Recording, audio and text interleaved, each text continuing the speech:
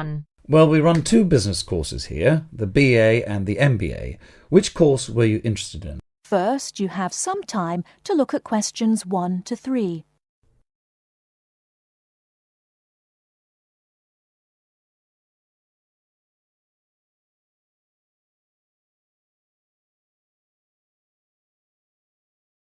Hi. Good morning. Can I help you? Yes, I'd like to enrol in your business course. Well, we run two business courses here, the BA and the MBA.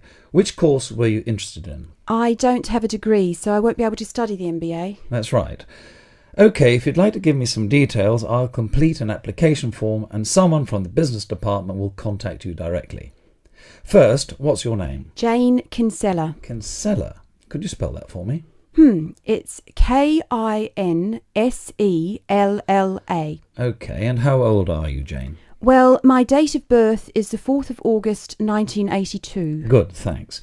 Can you tell me where you're from? I'm from Britain. And where do you live now? Number 32 Maich Road, Auckland. Can you spell your road name for me? Yes, it's Maich. Right, thank you.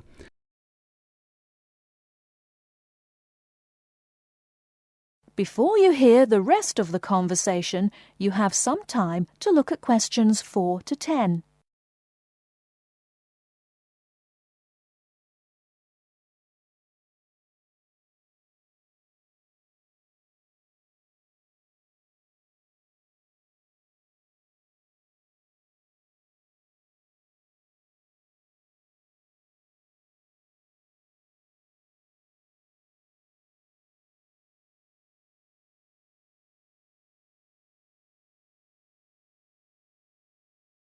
Now listen and answer questions 4 to 10. Thank you. Do you have a contact number? Only a mobile. It's 021 455 7326. And what are you doing now? Well, I was working in a shop until 2 weeks ago, but at the moment I'm not doing anything. Good. Now, if we can move on to your education. Do you have any qualifications?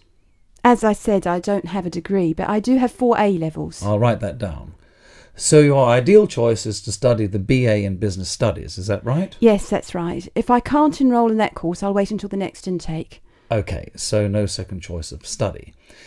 Tell me, why do you want to study the BA in Business? Well, I'm very interested in becoming self-employed at some time in the future, but I need some experience in a larger company first, and they won't accept people without a BA. And how will you pay for the course? I'll use my savings for most of the course, and if I have any problems, I'll take a part-time job. But I hope I won't have to. That's fine. I'll just write savings. And now a final question. Do you mind if I ask you why you want to study here? Not at all. Your course was actually recommended by a friend. He's in his 2nd year now, but he thinks it's very good. OK, that's great. I'll hand your application to the admissions office and they'll contact you from there. Thanks very much. Bye. That is the end of part 1. You now have half a minute to check your answers.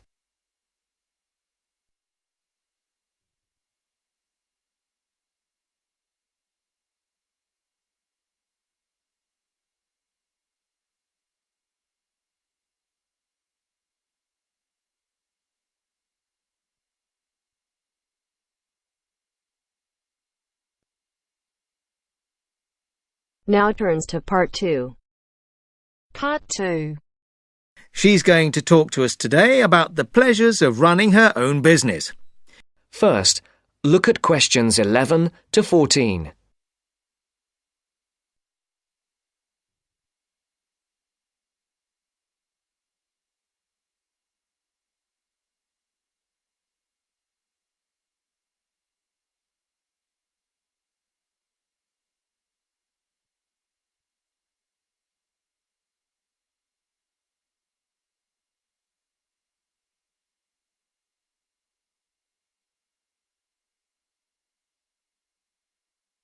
Listen carefully.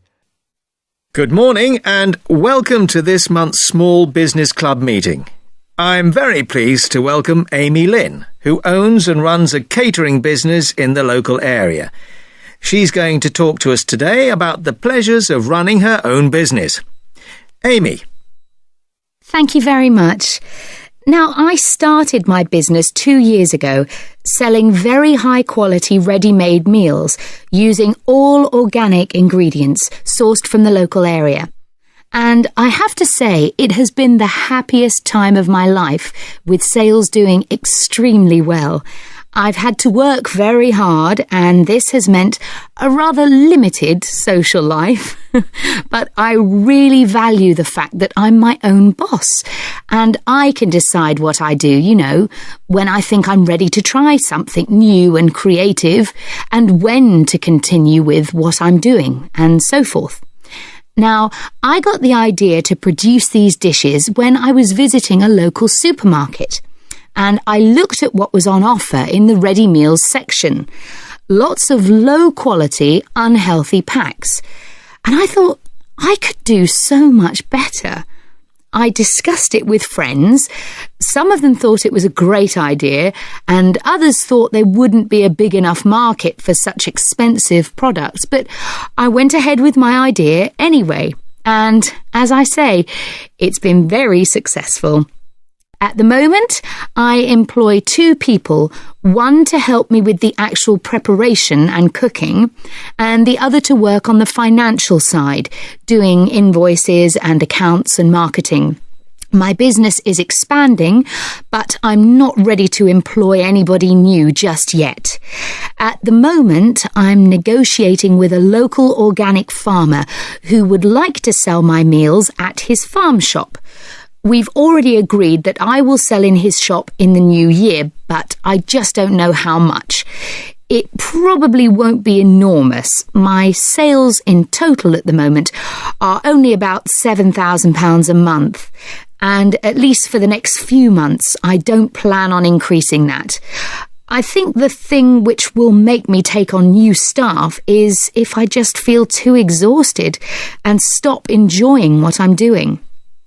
And plans for the long-term future are a little vague at the moment.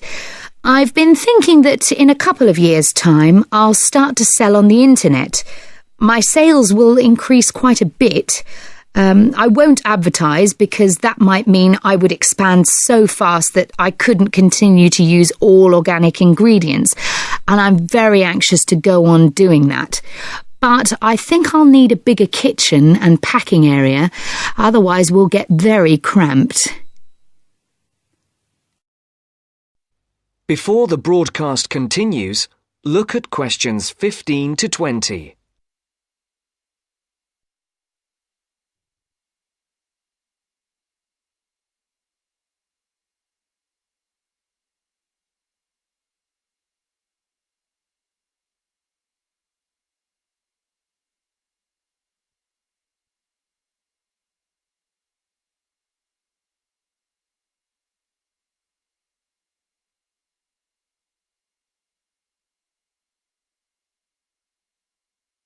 You will now listen to the second part of the talk. Now, I've emphasised how much pleasure I get out of running my own business, but of course, one of the quickest ways to lose heart is to try operating without sufficient capital. So, in the second part of my talk, I want to share with you how I got enough money to finance my business. The most significant part of my capital came from a grant from the Small Business Agency, or SBA, as everyone calls it. And this is how you go about getting it. The first thing you have to do is to draw up a business plan. Now, don't make this too long and complicated. I would say it should just be up to 2 pages in length. I've seen some people's efforts go up to 10 pages. Well, frankly, I don't think anyone will read it if it's that long. The next thing is it's worthwhile getting it checked.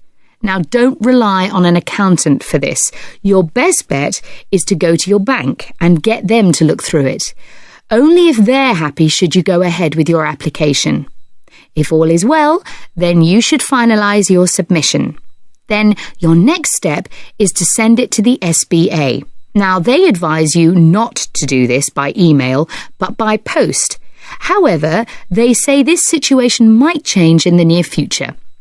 So, when the SBA receive your grant application, they'll judge whether your business idea is interesting, that is, likely to benefit from their grant. If they think it's good, they'll invite you to interview. And then the successful candidates can get a maximum of £20,000. I got £18,000, which wasn't quite the top amount, but still enormously useful, as you can imagine. Now, if there are any questions, I'll be happy to answer them. That is the end of part 2. You now have half a minute to check your answers.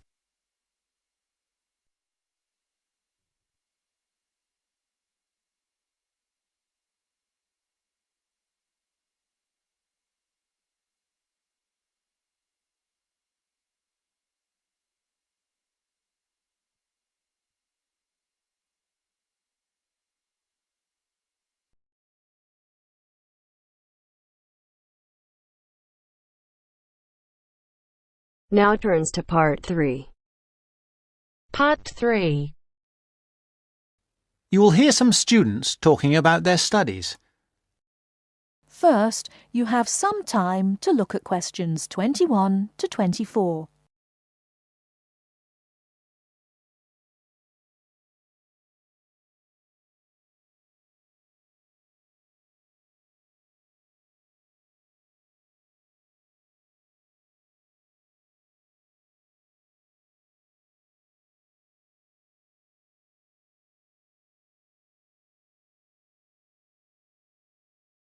Now, listen carefully and answer questions 21 to 24.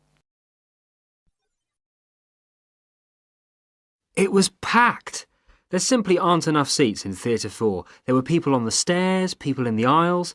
I don't imagine everybody was able to get in. Was Jack with you? No, of course not. I saw him with a pile of journals in the library as I walked past. You haven't seen him because you've been in here in the kitchen drinking coffee all morning, whereas he has been studying hard. Not me. I've been in my bedroom reading for my assignment on education in the classical world. Very interesting. It was easier than I expected. I should have been at the gym training for my next race, but that'll have to wait. And did you find your first lecture interesting? Absolutely fascinating. We talked about this experiment. If you show a child a litre of water in a bucket and show him a litre of water in a tall container, he always thinks that the higher, taller but narrower container has more water in it. Hold on, what do you show him? Right. You show him two things. A bucket with a litre of water in it, and also a tall glass vase-like thing or any tall container. This also has a litre of water in it. Now, he will say that the tall thing has more in it than the short fat thing, that is, the bucket. And all children will say this, that is, up to about 5 years of age. You can then actually pour a litre of water from the bucket into the taller, narrower container, and the child will still say that the tall container contains more water, even though he's just seen the water come out of the bucket. And what's the point of that? Is it about measurement? No, it showed how children are quite unable to think logically. It's connected with my assignment. It's about cognitive development of young children over time. That's to say, it's about how they think. But didn't you do that assignment last year? No, I didn't. You see, I missed out on the first year when I changed subject.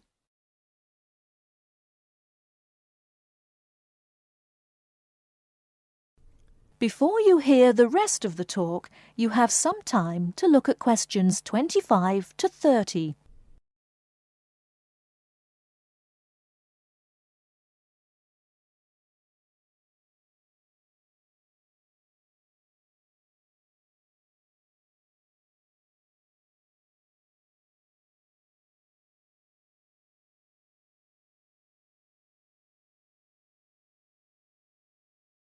Now listen and answer questions 25 to 30. I started psychology in the second year, which is where I am now. Lucky you. I'm not so sure. I've missed out on a lot of the basic stuff like that, and I will have to catch up in my own time, so I'm relying on you. Oh yes, I remember. What did you study before you changed? I studied law. Why didn't you continue? I found some of the subjects interesting enough. In fact, the criminal area was fascinating in general, but a lot of the law is very technical. It's full of little details which can be very difficult to understand. And I've got a terrible memory too. I could never get all the rules and exceptions into my head. My number one hate really was international trade, which was a minefield of rules and exceptions. In fact, I think it was a complete nightmare. But law is such a popular subject. Lots of people would like to study it. I'm sure they would, but they often don't realise that it's very book-based. You spend most of your time reading about famous cases sitting in a stuffy library, and very occasionally you get out to a lecture or maybe a seminar. What do you find that's better about psychology? Most of all, I like the experimental psychology we have to study. This involves doing something, so it's practical, and with any luck you can make a small, very small, contribution to knowledge. And it is so useful in many careers, for example, business, commerce, education. Law is too, you know. Yes, but the training is so long. You have to spend at least another 2 years on a professional practice course before you can start working. No, I'm happy with psychology. Well, as a psychology student too, I must say I agree with absolutely everything you've said, of course.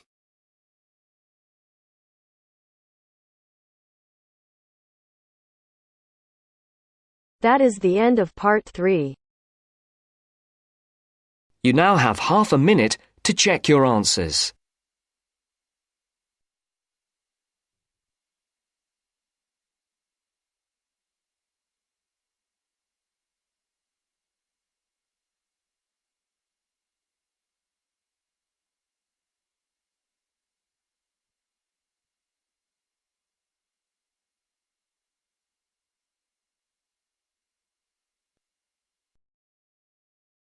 Now turns to part 4. Part 4. First, you have some time to look at questions 31 to 40.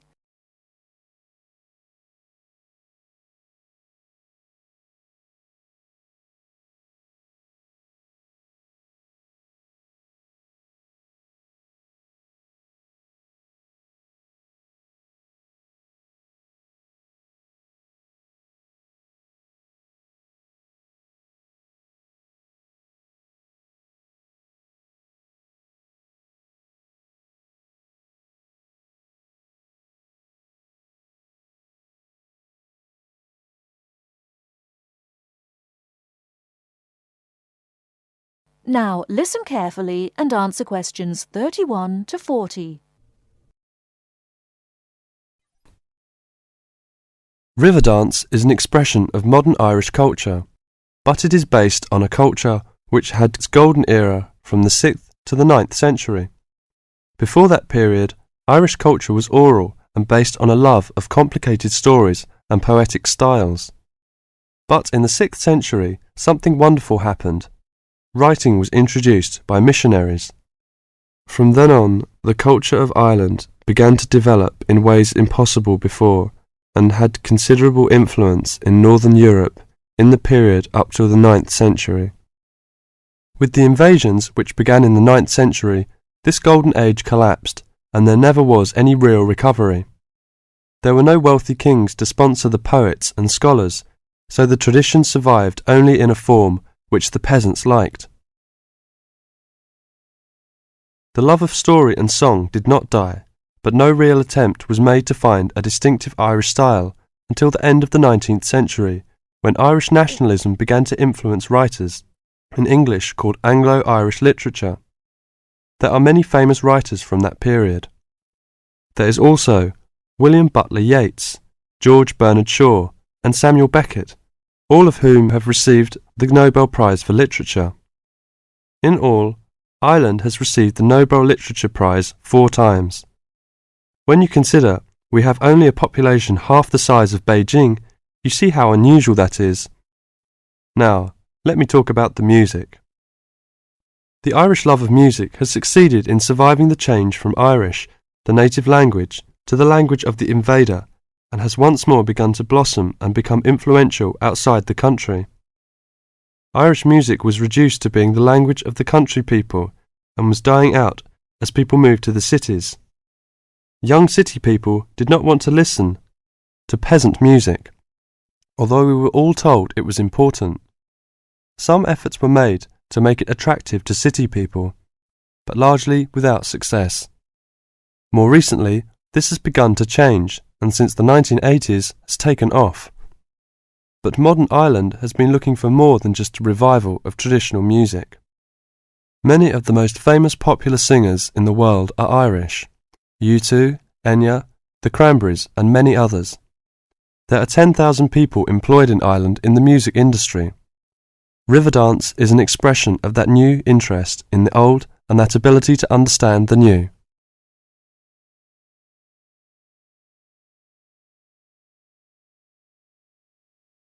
That is the end of part 4. You now have half a minute to check your answers.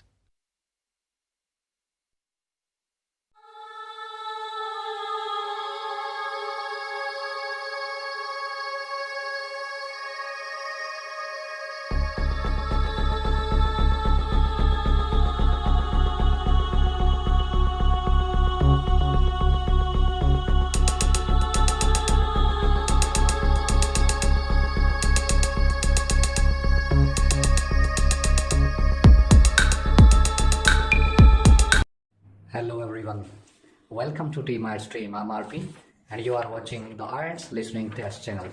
Yes, so we are here again with another interesting lesson, and on your demand we have started a series of writing task 2. So if you have any issue regarding writing task 2, this video is for you. And if your dream is to require 7 band, 7 plus, 8 or even 9, this video is for you. Are you ready? Here we go. So today's statement is: nowadays not enough students choose science subject in university in many countries. What are the reasons for this problem and what are effects on society? So it's easy to understand. Not enough students choose science subject in university in many country region and then effects on society. I always advise my students to devote some time to understand your topic so that you can write it properly. So see how I have written introduction. So in today's world of globalization, new technologies are invented on a regular basis with the help of science, whereas insufficient students are adopting science as the main subject in their academics. There are numerous reasons for this trend, and I think it has a negative impact on society. So I have made it clear in my introduction what I am going to write in main body paragraph 1 and main body paragraph 2. So this is my main body paragraph 1. The first and foremost reason for not going for science is that studying science requires patience and hard work. To elaborate, the science stream is extremely competitive and all the subjects involved in science are implemented on facts and theories. So to attain all adequate knowledge, adequate means enough knowledge, student must be highly diligent. Diligent means hardworking. Very nice, you can use it. Diligent for hardworking. Moreover, all courses related to science are quite expensive as well as time consuming. Time consuming means they take a lot of time to study and to finish. For example, if a medical student wants to complete a physician, he has to complete MBBS of 4 years and then post-graduation of 2 years to become a general physician. So it's very, very tough competition, tough to complete degree and to become a general physician. Okay, this is how I have written main body paragraph 2. The main negative effect of not adopting science is the scarcity of human resources. Scarcity means shortage of human resources. And in coronavirus period in 2020, the healthcare centers were under pressure because of an insufficient number of medical staff available to handle the pandemic. Besides this, it also has a harmful effect on the overall economic condition of all nations. The number of technicians in every science field is falling day by day, which directly affect the technical system and indirectly affect the world economy. For example, a survey done by students of Montreal CDL College revealed that the economy of city fell by 20% within a decade because of the lack of technician and technical equipment. Nice. And this is how I have written conclusion. To conclude, I would like to assert that there are various valid reasons why students are not taking science, including low job opportunities, thereby putting negative impacts on society. So this is how you can write very effective essay and you can get band 7+. So hopefully this video would be extremely beneficial for you. This is the end of my video, but don't forget to subscribe our channel, like, comment, and please press the bell icon so that you can get every notification of every new video. Thank you so much. Bye bye. See you in my next video.